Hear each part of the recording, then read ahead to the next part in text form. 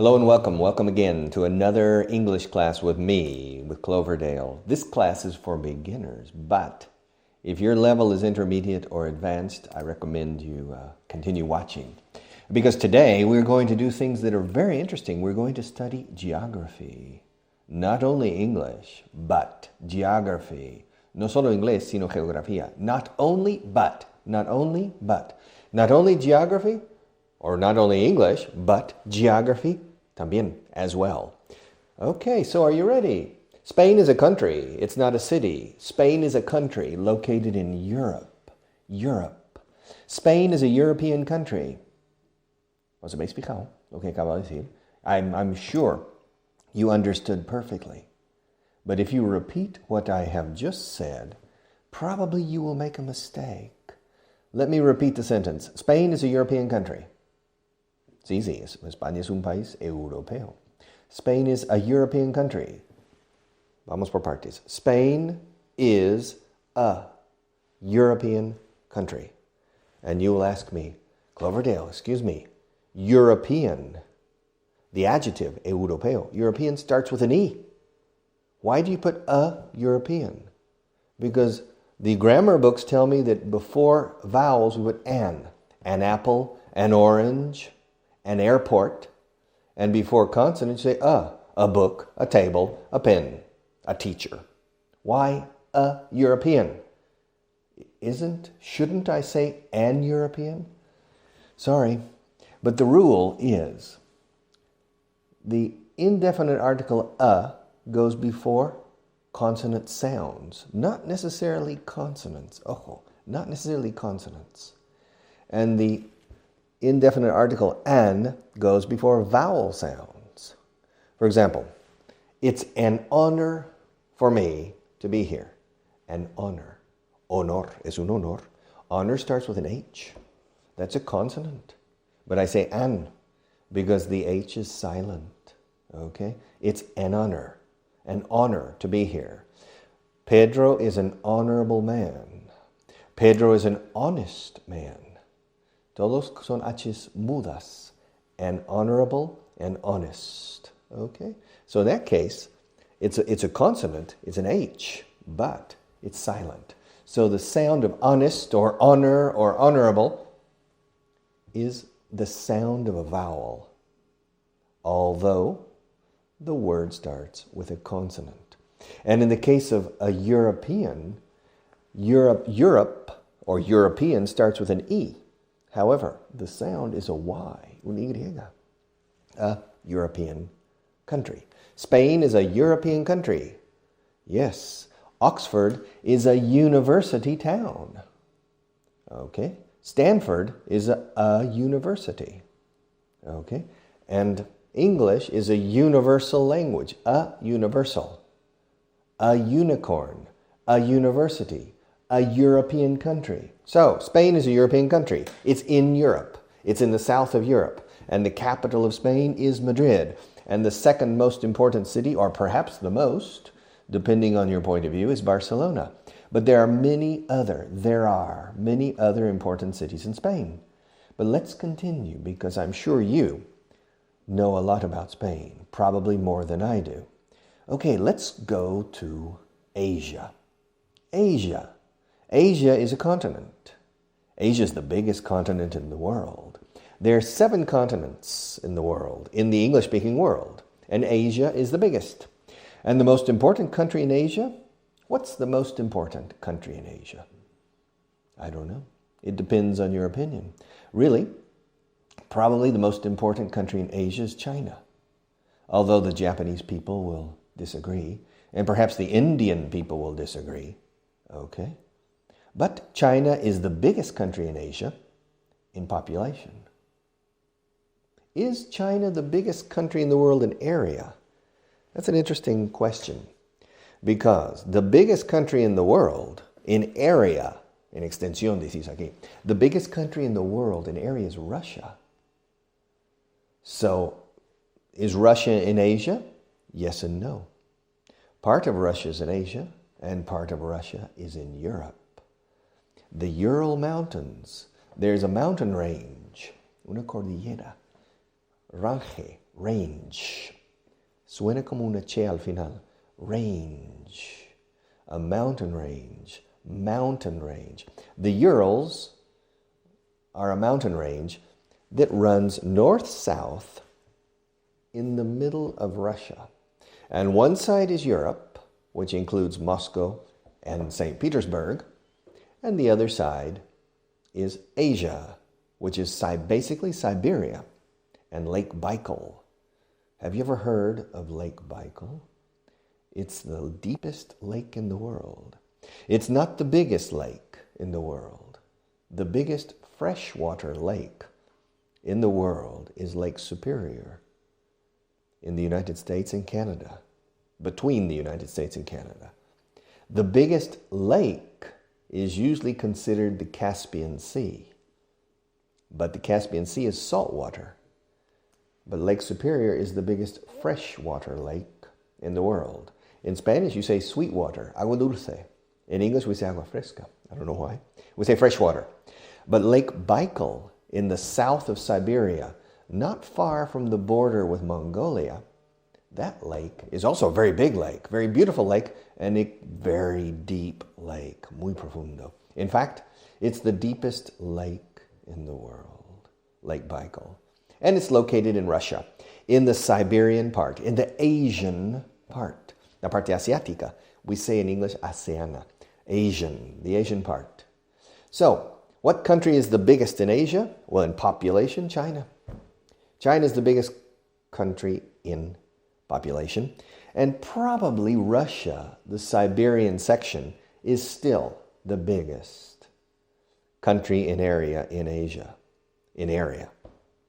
China in population. And what's the second biggest? India. But how many people are there in India? How many people are there? What's the what's the population of India? I don't know. I think the population is around 1 billion people. But there are two ways of saying 1 billion.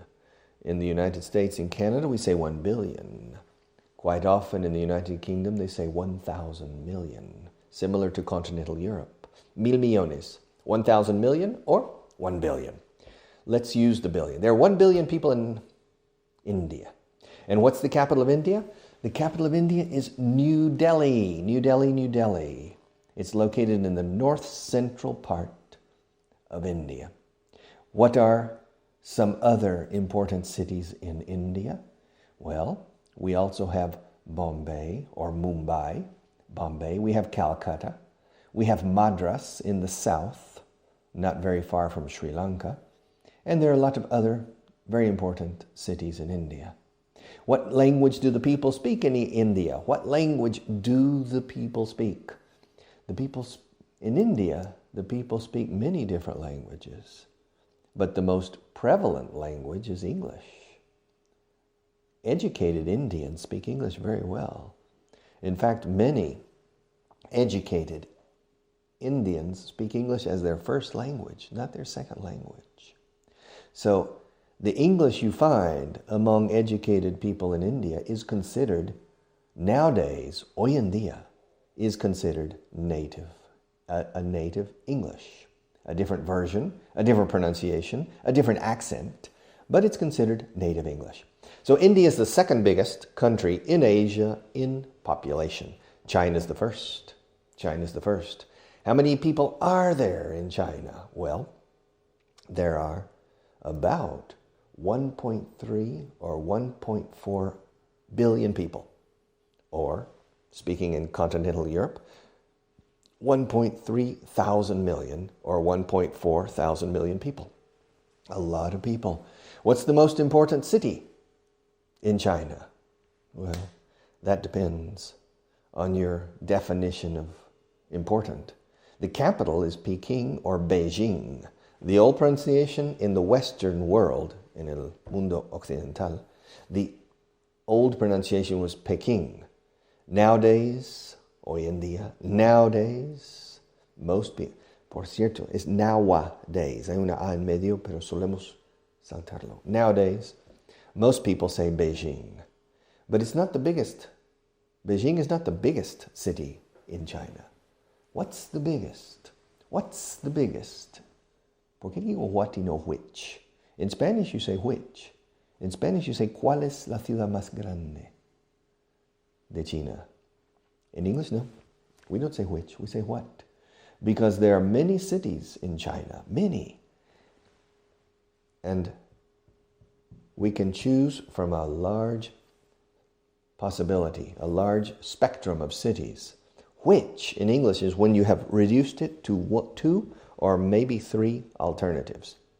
There are many big cities in China. The biggest, Peking or Beijing and Shanghai and Hong Kong. But I'm not sure which. Ahí digo which, porque ya tengo delimitado de esos 3. And finally, we have these 3. We have Beijing, Shanghai, and Hong Kong. Which of the 3 is the biggest? Well, Shanghai is the biggest. Shanghai is the biggest. And what's the second biggest? I think Beijing is the second biggest. And what's the third biggest? The third biggest is Hong Kong. Okay? Now, what language do the people speak in China? What language do the people speak? Well, they speak Chinese. Yes and no. But there are 2 types of Chinese. Mandarin Chinese and Cantonese Chinese. What language do the people speak in Shanghai? Well, the people in Shanghai speak Cantonese. No, I'm sorry. They speak Mandarin Chinese. And what language do the people speak in the capital, in Beijing? They speak Mandarin Chinese too. Okay. And where is India located in relation to China?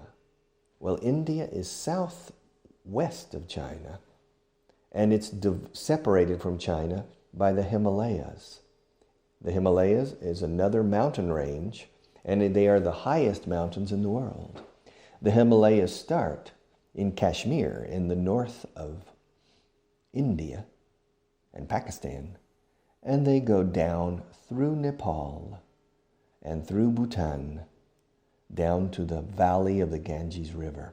Okay? And the highest mountains are in Nepal.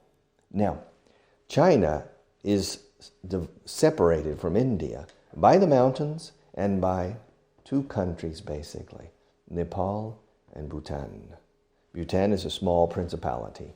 But previously, many years ago, there was another country, Tibet.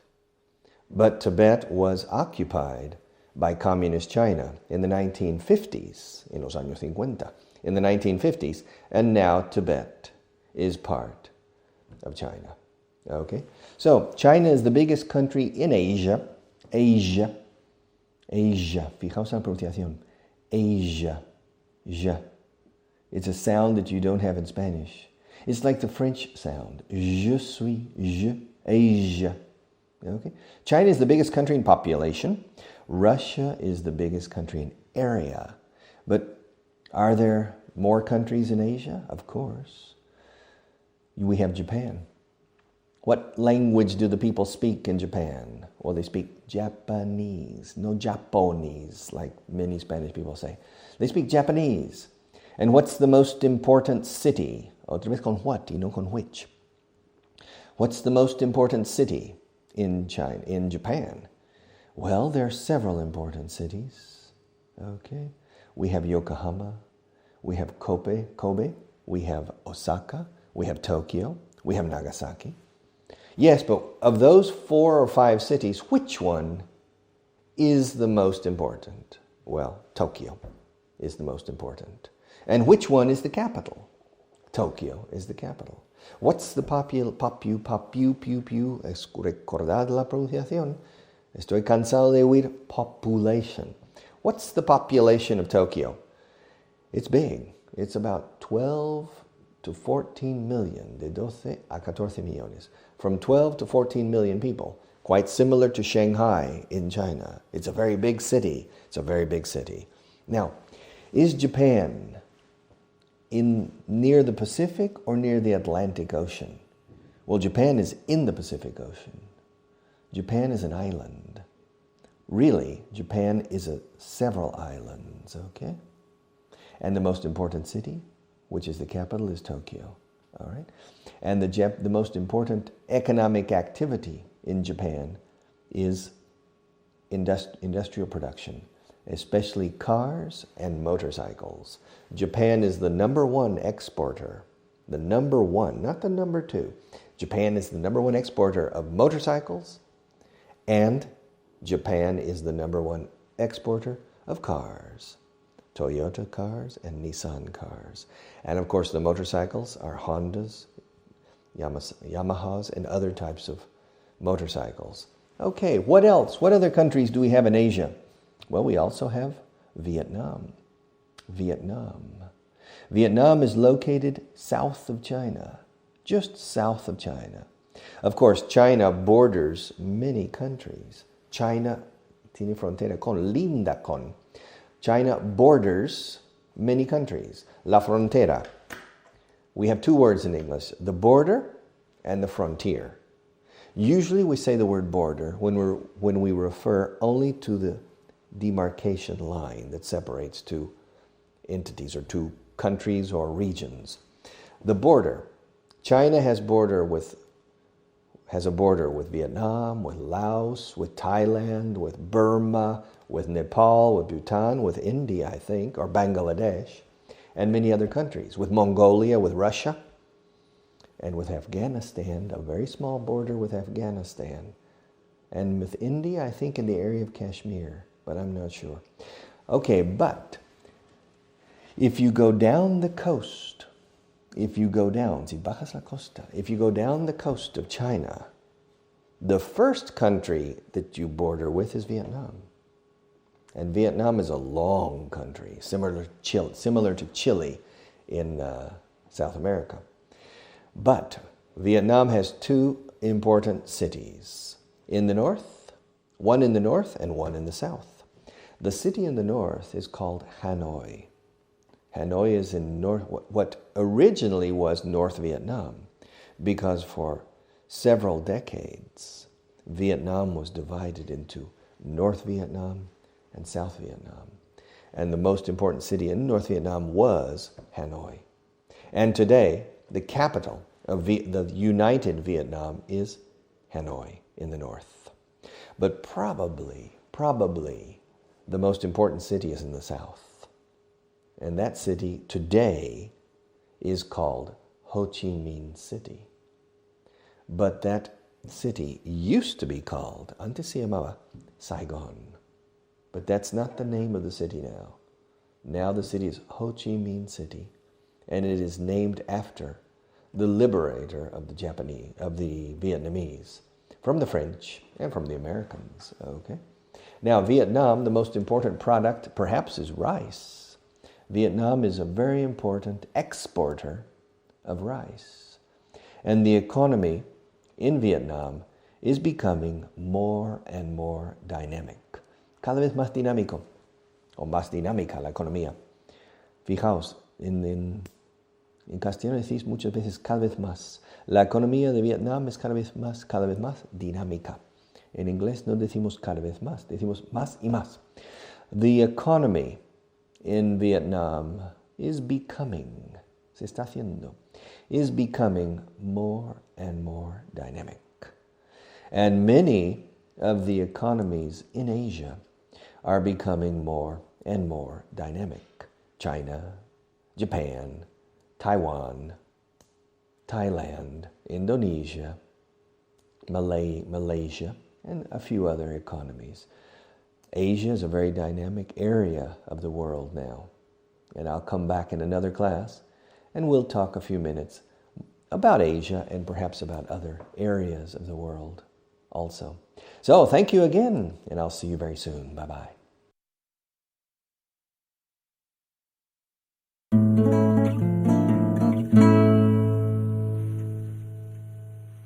Hello and welcome back. Welcome again to a new English class. Today I'm very formal. My boss told me, he said, Cloverdale, teaching English is a very important function. There are many people who need to learn English, and you can't take it lightly. You have to take it seriously. And I said, yes, sir. And so I'm wearing my tie, cufflinks, and everything today, so this is serious business. What am I going to do today? I don't know. What do you feel like doing? What do you feel like doing? Do you feel like studying, or do you feel like doing nothing? Do you feel like talking about tables and pens and shirts and ties, or do you feel like talking about the past conditional and phrasal verbs? Me? I feel like talking about my body again. My fingers, my arms, my legs, my back, my stomach, my chest, my chin, my nose, my forehead, or forehead, two pronunciations, my eyebrows, my eyelids, my eyelashes, my eyes, okay, my ears, my earlobes, etc., my cheeks, my cheekbones. In Spanish, you say pómulos. We say huesos de mejilla. Cheekbones, my lips, my teeth, my tongue, etc. I can talk about a lot of things, but that's very boring. I'm going to talk about first my fingers. I have 10 fingers. Now, if I didn't have fingers, I wouldn't be able to grasp anything. To grasp. Asir. To grasp. For example, this is a pillar, or this is a pole, un poste, okay? It's not a pin, okay? Imagine. Okay, let's make believe. Okay, let's imagine this is a pole, okay? And I want to grasp it. Okay? Okay, to grasp. It's interesting. To grab, which sounds similar, is very hard and violent. To grab. To grab. Okay.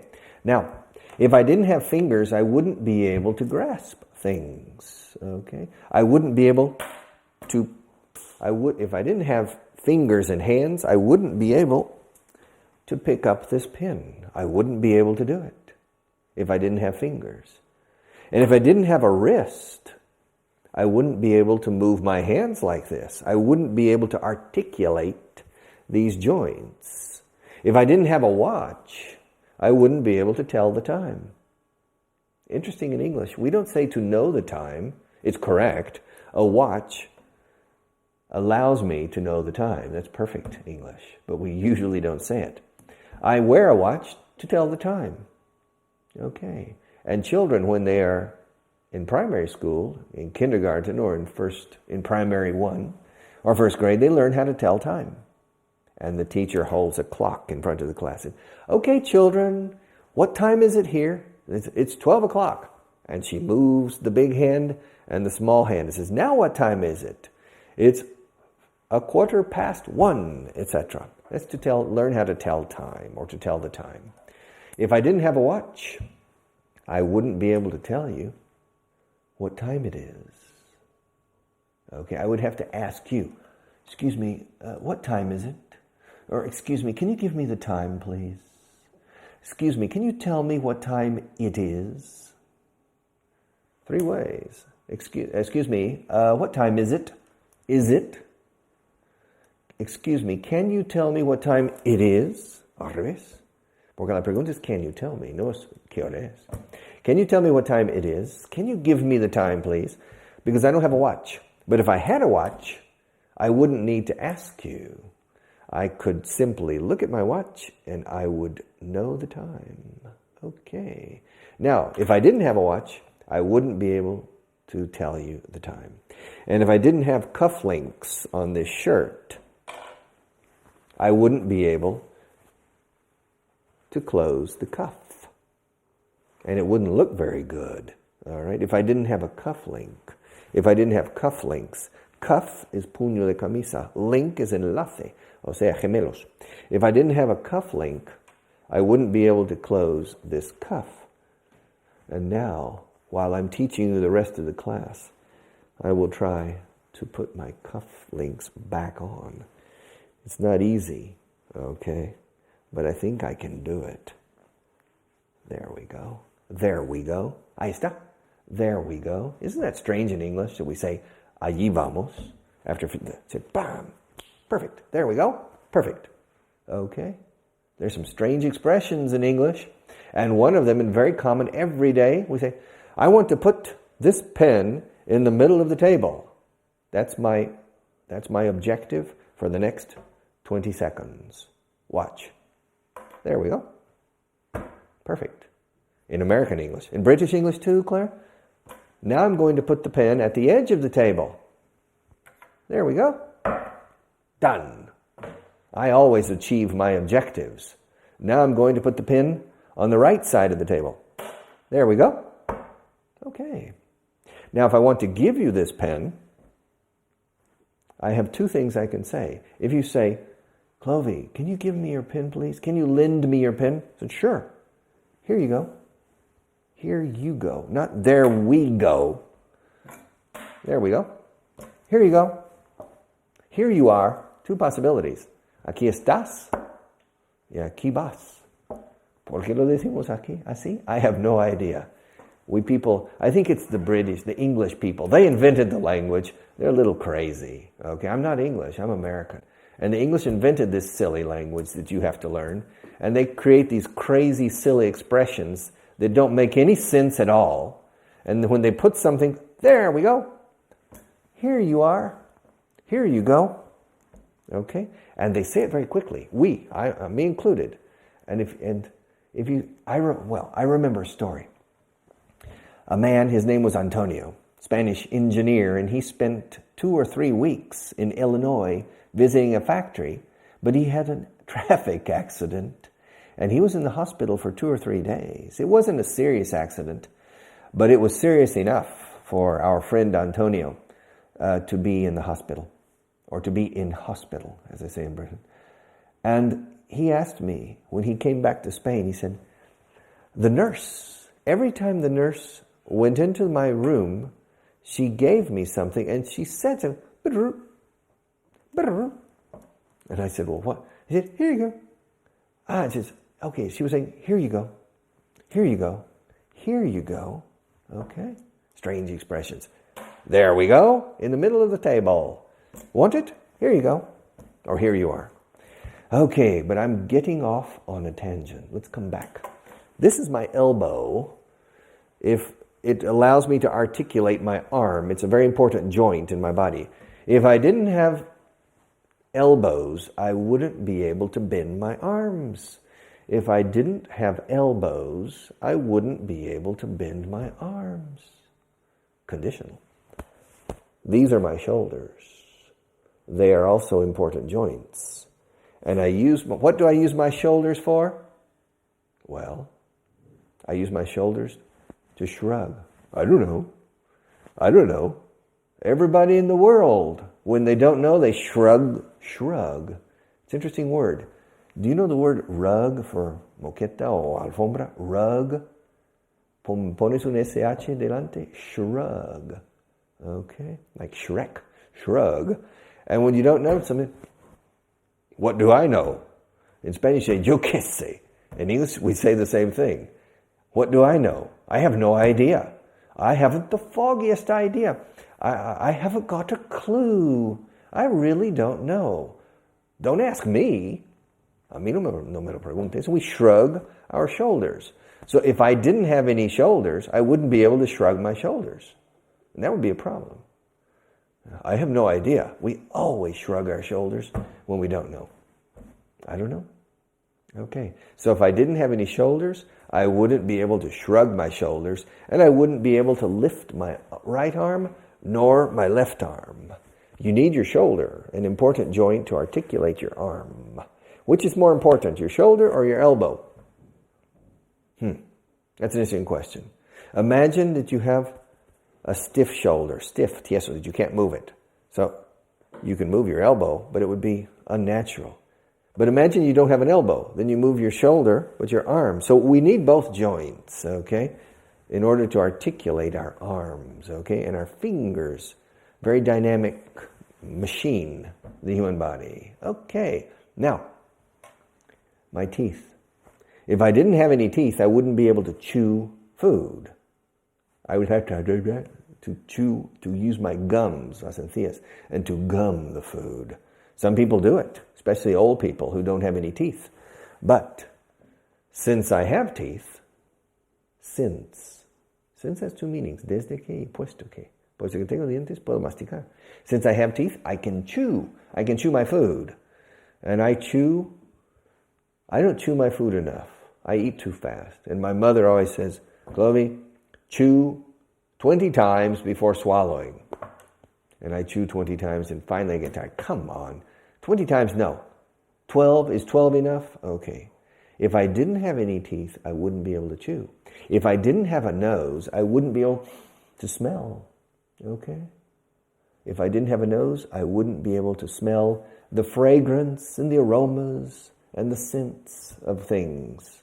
I wouldn't be able to smell a rose if I didn't have a nose. I wouldn't be able to. No podría.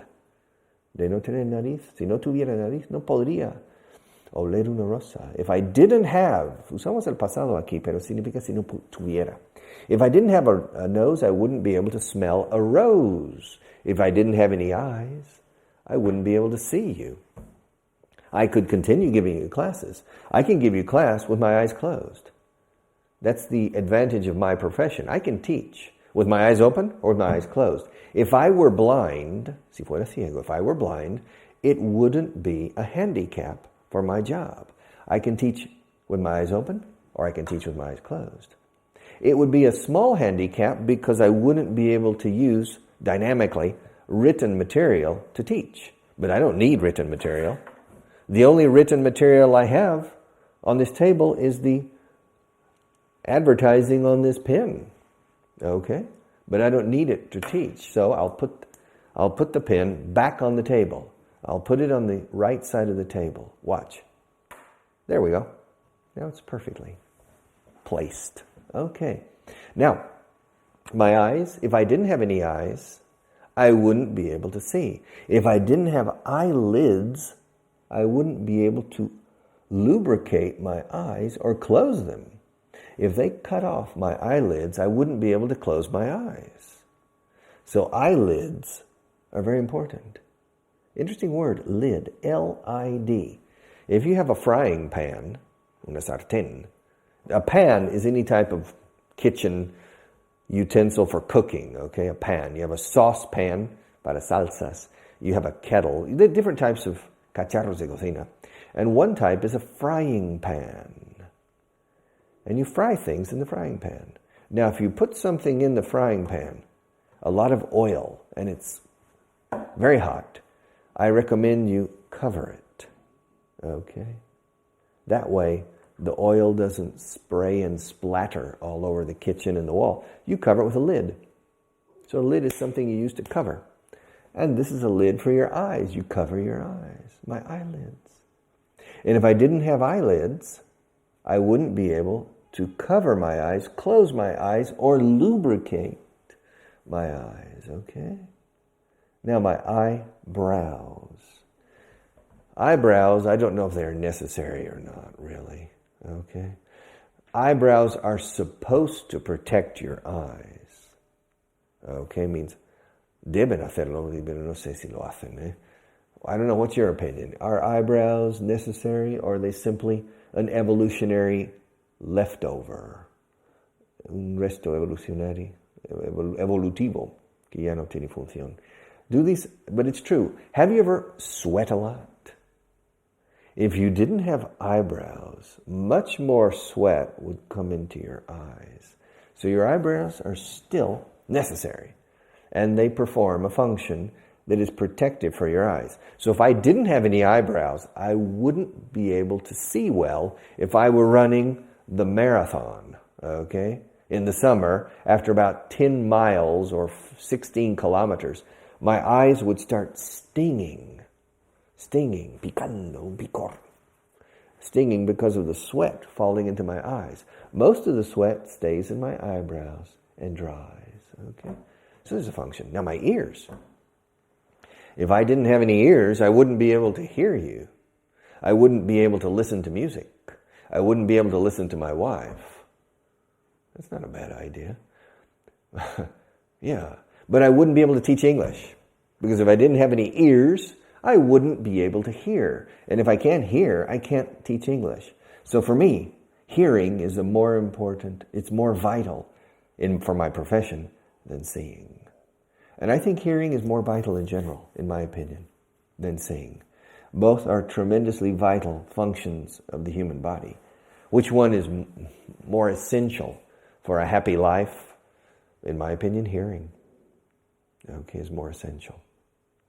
I think you have more options if you're blind than if you're deaf, okay? So, but if I didn't have any ears, I wouldn't be able to hear. I use my ears for hearing, okay?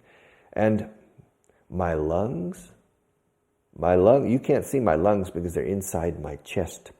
And my chest is a series of ribs, costillas, ribs. And we call the entire structure the rib cage.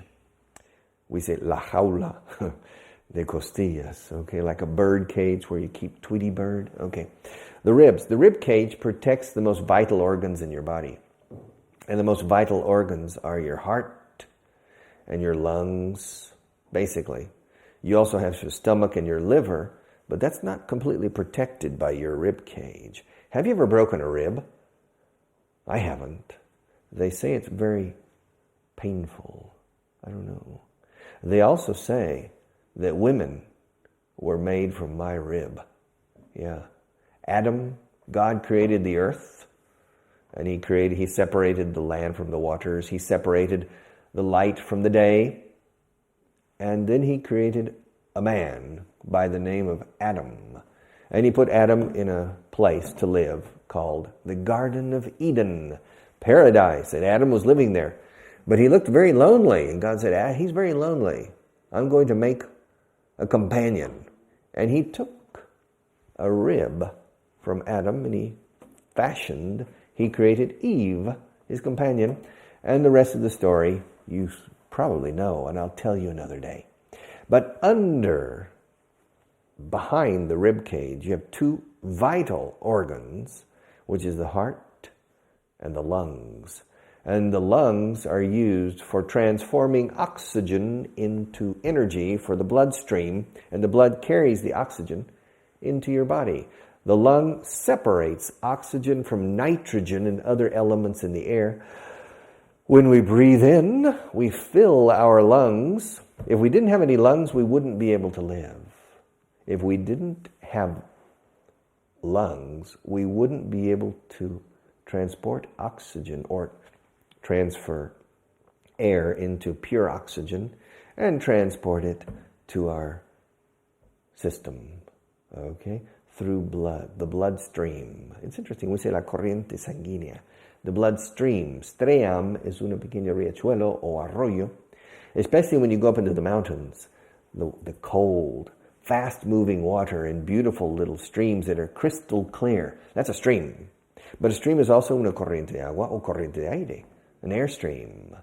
And the bloodstream inside is blood vessels, vasos sanguíneos. And there are two types of blood vessels. It's interesting. Vessel also means un buque. It's like a ship. All right, a vessel. But a blood vessel is un vaso sanguíneo, pero no como una glass. And there are two types, veins and arteries. Arteries go away from the heart. When the blood travels away from the heart, it's an artery. But then it turns and comes back. And when it's coming back to circulate, it's a blood vein. Now both are called vessels, okay, blood vessels. And it transports oxygen that is created through a process in your lungs. The human body is an incredible machine, a super machine. It does many incredible things. Without your lungs, you wouldn't be able to breathe, and without breathing, you wouldn't be able to live. Okay, more about the human body, about conditionals. What you would be able to do or wouldn't be able to do if you didn't have certain functions of your body, or cufflinks. I don't know which is worse, not to have ears or not to have cufflinks. I think I prefer to keep my ears and forget about the cufflinks. But don't forget about your English, because you have to continue studying and continue watching this program, listening to the CDs with my friend Richard Brown. We are bringing a lot of English to you. I hope it's beneficial, and it will be beneficial if you study.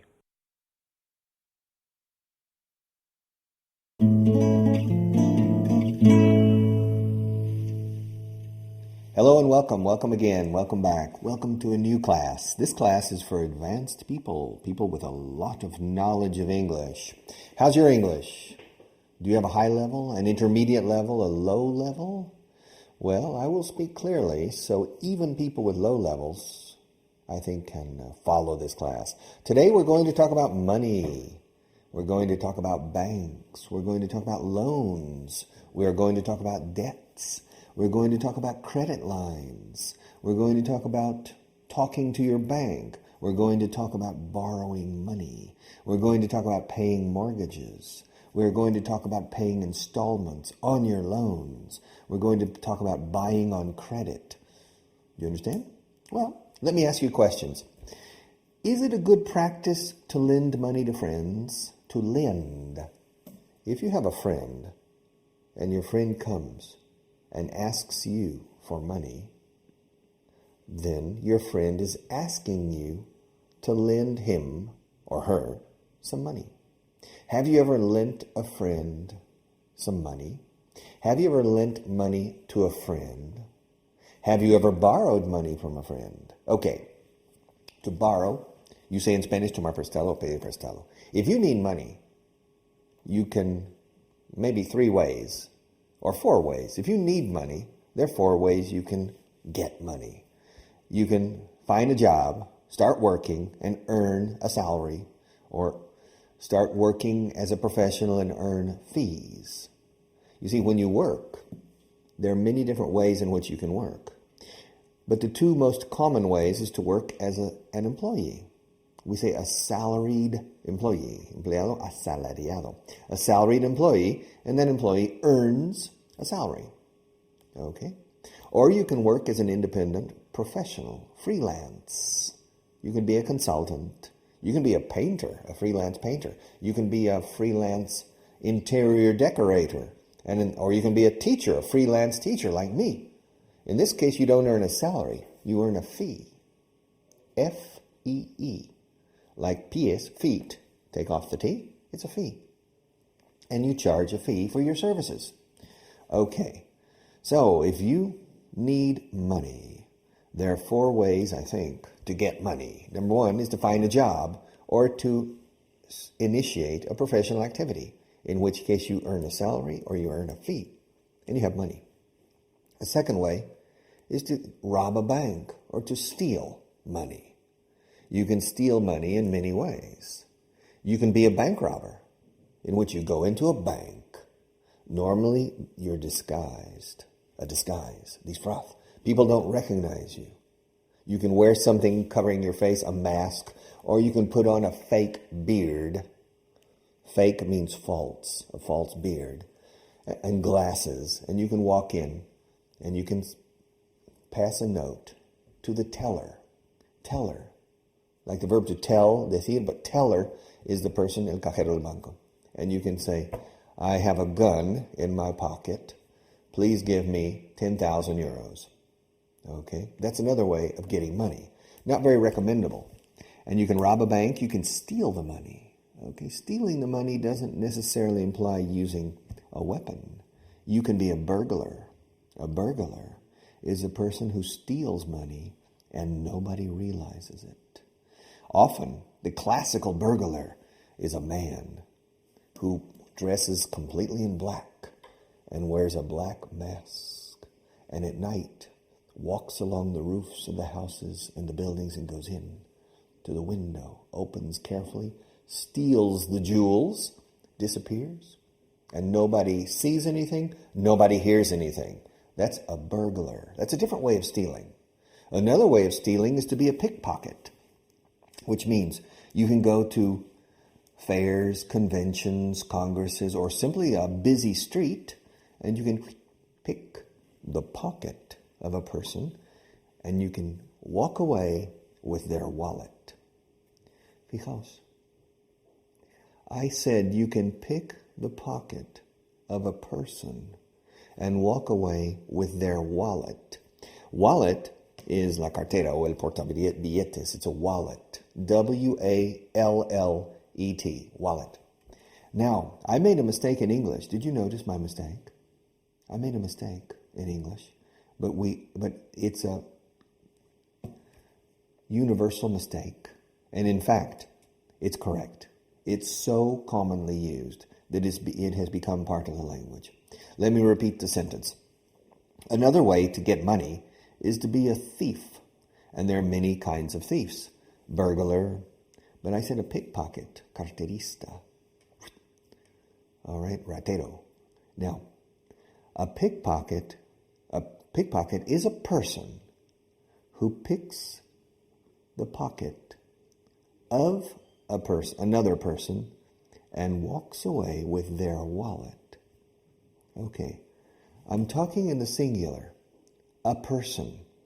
A pickpocket picks the pocket of a person, third person singular, and walks away with their wallet, third person plural. Now, why have I used person and their? Because their is for people.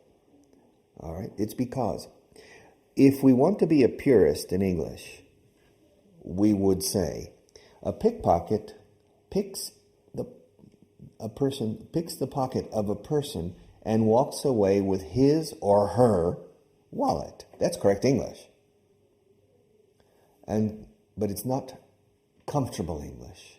It's not realistic English. So we often use, very often, almost always in fact, we use the possessive adjective there to refer to su, de él, y él y ella. When we don't know if the person is male or female, we say there. Okay? I'll speak to the person in question and get their name for you. For example, hablaré con la persona en cuestión y conseguir su nombre para usted. Okay? Ahora, si no sé si va a ser hombre o mujer. If I want to be a purist, I would say I will speak to the person in question and then give you his or her personal details. Okay?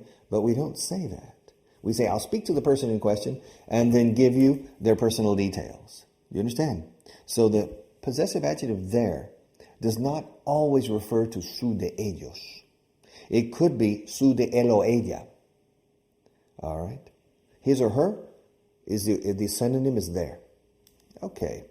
But nevertheless, a pickpocket is a different way of stealing. You pick a person's pocket and walk away with their wallet, take the money out, and if you're an ethical pickpocket, okay, then you take the wallet and give it to a public official, or you put it in the mailbox, and so all of the documentation will come back to the person, okay?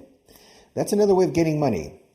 One way to get money is to work, to get a job, and to become a salaried employee, or to run your own business, or to have a personal or a professional service. Number two is to steal the money or to rob the money. We say to rob is usually a mano armada, armed robbery, to rob. To steal is usually people don't realize you're stealing, okay? That's another way.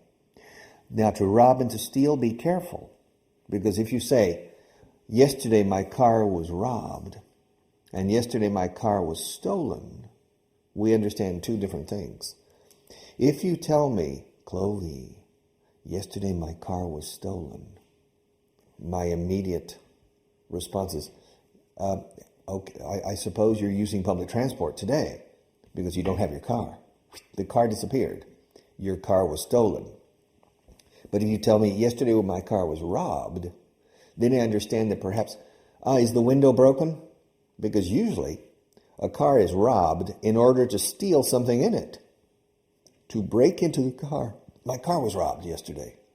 The window's broken and the radio was stolen. Okay? Okay, but we're getting off on a tangent. You can make money, or you can get money by working. You can get money by stealing or robbing. You can get money in two other ways. You can go to the bank and ask for a loan. Or you can borrow the money from a friend or neighbor or family member. Okay, so there are four ways. The last two ways involve borrowing and lending. Okay? If you need money, you can borrow it from an entity like a bank, a credit institution, or you can borrow the money from a family member or a friend. Okay? In that case, the bank lends you the money, or the family member or the friend lends you the money. So to lend to borrow from, to give to take from, to sell to te vendo este libro, I will sell this book to you, and if you like it, you will buy the book from me. El objeto procede de mí y va hacia ti, en la compra-venta. O te lo quitas a mí, you take it from me porque te lo doy a ti. I give it to you. Te lo presto a ti, lo tomas prestado a mí. In English, to, from to, always. I will lend the book to you, mañana me lo devuelves. I will lend this book to you, and tomorrow you will give it back. You borrow it from me. In Spanish, you are much simpler in your expressions. For example, this is not my pen. It's not my pen. It belongs to Claire. Claire is the person who's recording this. She's sitting behind the camera. Now, in Spanish you would say, oye, ¿me dejas tu boli? ¿Me dejas tu boli? ¿Me puedes dejar tu boli? Necesito un bolígrafo. All right? ¿Me puedes dejar? In English, we normally say, can I borrow your pen? We use the word borrow, the technical word borrow. ¿Puedo tomarte prestado el bolígrafo? Because perhaps we are more polite, more courteous, but it's understanding that I will return it. I will give it back when I finish. Of course, in Spain, you do the same thing. You give it back. But you usually use the verb dejar. I don't know why. Can you leave me your pen? ¿Me dejas tu boli un momento? ¿Me lo das? ¿Puedo usarlo? Can I use your pen for a minute? But we say to borrow. And so a few minutes ago, before I started this class with you, I asked Claire if I could use her pen. And she said, sure. But I said, hey, I said, Claire, can I borrow your pen for the class? And she said, no problem. Yeah. And so she lent me her pen. Okay. Now, when you go to the bank, you can go to the bank for many reasons. A person goes to the bank for many reasons. You can go to the bank to open an account. You walk into the bank and say, hello, my name is Cloverdale, and I would like to open an account in this bank. And the person working in the bank says, well, what kind of account would you like to open? Well, I would like to open a current account or a checking account, which is cuenta corriente. And the person says, oh, but we also can open a savings account, cuenta de ahorros, a savings account for you.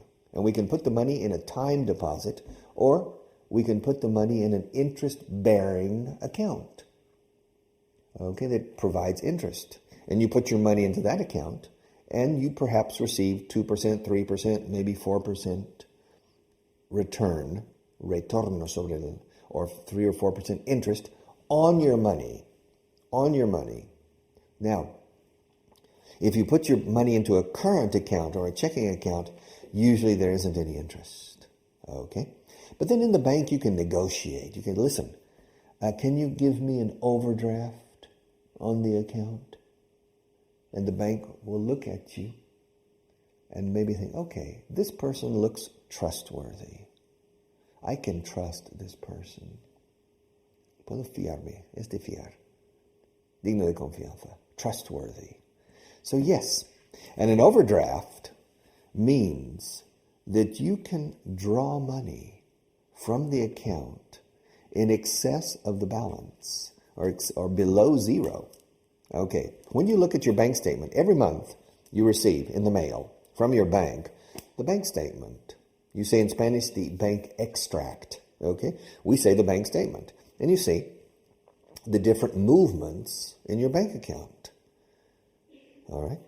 And you see that, oh my God, for 3 days, I was in red numbers, números rojos. That means I extended checks to people or to entities in excess of the balance in my bank account. Balance means equilibrio, balance, balance, o balanza. But it also means saldo, the final balance, el saldo final, el saldo bancario, the bank balance. And for example, if you have 100 euros in your bank account and you extend a check for 110 euros, and the check goes through the system and is cleared, means compensado, cleared, then your bank, oh my God, my bank paid the check, no problem, but I'm 10 euros in the red. Now, the bank will charge you, te cobrará, te cargará un interés. The bank will probably charge you a very high interest rate for that overdraft. Overdraft. Descubierto en cuenta corriente. That's an overdraft. You have overdrawn your account. And the bank will charge you a very high interest for that, unless you have made an agreement with the bank that allows you an overdraft. Often in larger amounts, in the world of companies and corporate activities, we call that a credit line or a line of credit. And in that case, if you have an overdraft, if you overdraw your account by 10 euros, then the bank will not charge you a high interest rate. They will charge you a market rate, a normal rate. So in essence, the overdraft is a loan, a temporary loan that could last 1 day, 10 days. That's an overdraft. Now, when you extend a check, you write a check and you pay. You pay by check. And the check is cleared or isn't cleared. For example, if I have 100 euros in my bank account, if the balance in my bank account is 100 euros, and I write a check for 1,000 euros and give it to a person, and that person deposits the check in his bank, and that check goes to the other bank, and boing, rebota. I have written a hot check. I have written un cheque sin fondos. I have written a check that is not backed, respaldado. Aquí no decimos supported ni backed up. We say backed. My check is not backed by sufficient funds or money in my bank account. Then I have written a hot check. Un cheque caliente se dice. And the check bounces. Boing, boing, rebotar. O botar is to bounce. And it goes to the bank and boom, comes back. And so then that bank contacts the person. That person contacts me. It creates a lot of problems. So, to avoid that problem, you talk to your banker. You talk to the manager at the branch bank, la sucursal, la gente bancaria.